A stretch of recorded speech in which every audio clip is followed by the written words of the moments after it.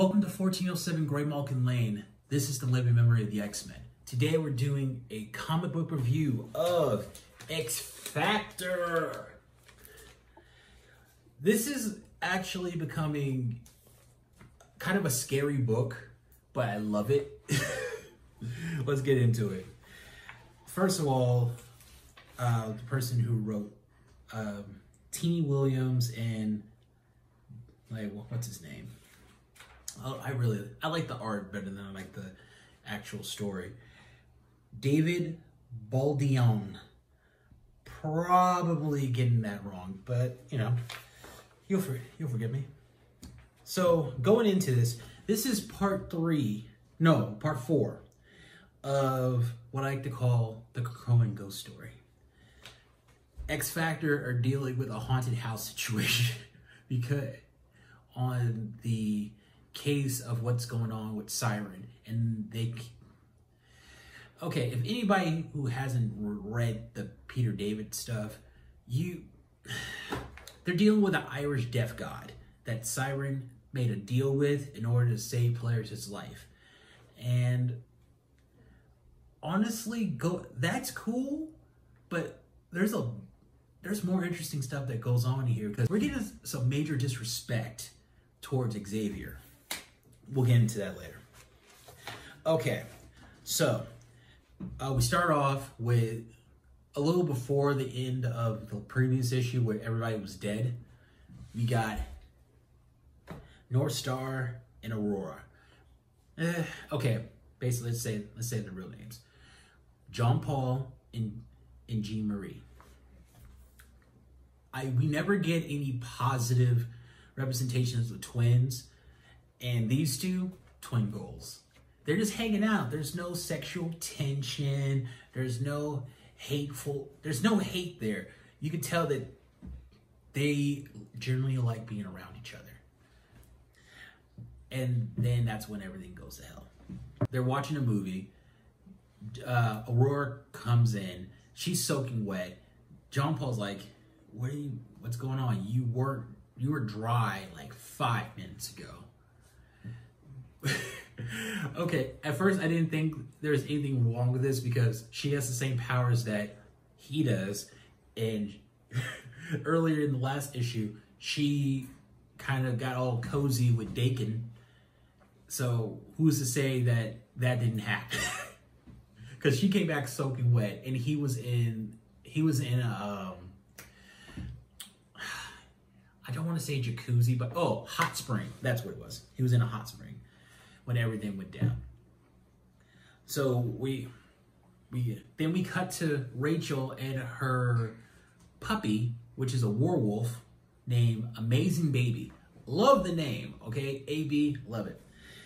But what kind of made me laugh a little bit was that Rachel walks around in a t-shirt and panties. And I'm like, all right. I'm like, why would you do this when there's a bunch of people around? But then I remember she's a telepath.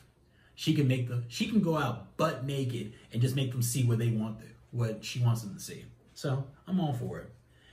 iBoy is getting way more interesting. The fact that I know it's gross that he has eyes all over the place, but each one of them does something different. And that's cool. That's really cool. Also, this ongoing story arc with Prodigy trying to figure out who killed him or what happened to him, it's getting weird. Why doesn't he just talk to the professor? Or this book is sowing dissent when there doesn't need to be. They have no reason not to trust the professor. He would know, or at the very least, he would point them in the right direction. Or they would find out that something is going on in Krakoa. There is something going on in Krakoa, but no one knows what it is.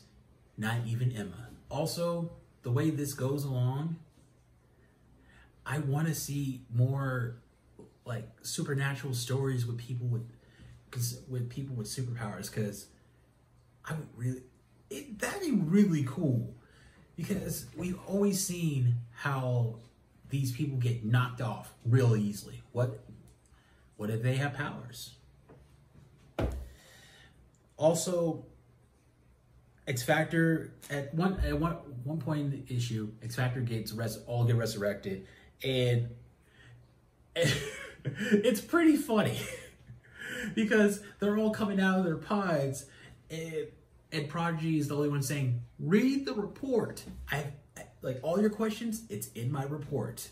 They are the pencil pushers of Krakoa, and I love it. Also, why did Lorna snap at the professor? And what is this new attitude towards Charles? I understand that his powers are evolving, and just because Xavier asked like, hey, can you keep a record of what's going on? Let me know what's going on. I'm happy for him. And North Star just replies, no. Where is this coming from? We have more mysteries. I like a good mystery. So, like, it's good, but we're still in the middle part of a larger story. Come on, Teeny Williams, or what's her name? I don't know her name. Give us something besides your obvious wanting to put mutants to... Oh, no, actually, were some really cool parts in this book. This was seeing Rachel and Polaris just unleash on a powerful foe. So good. But this is because of that, this is getting a 4 out of 5 stars for me. So, X Factor, read it. Just read it, all right? I know this is 1407 signing off.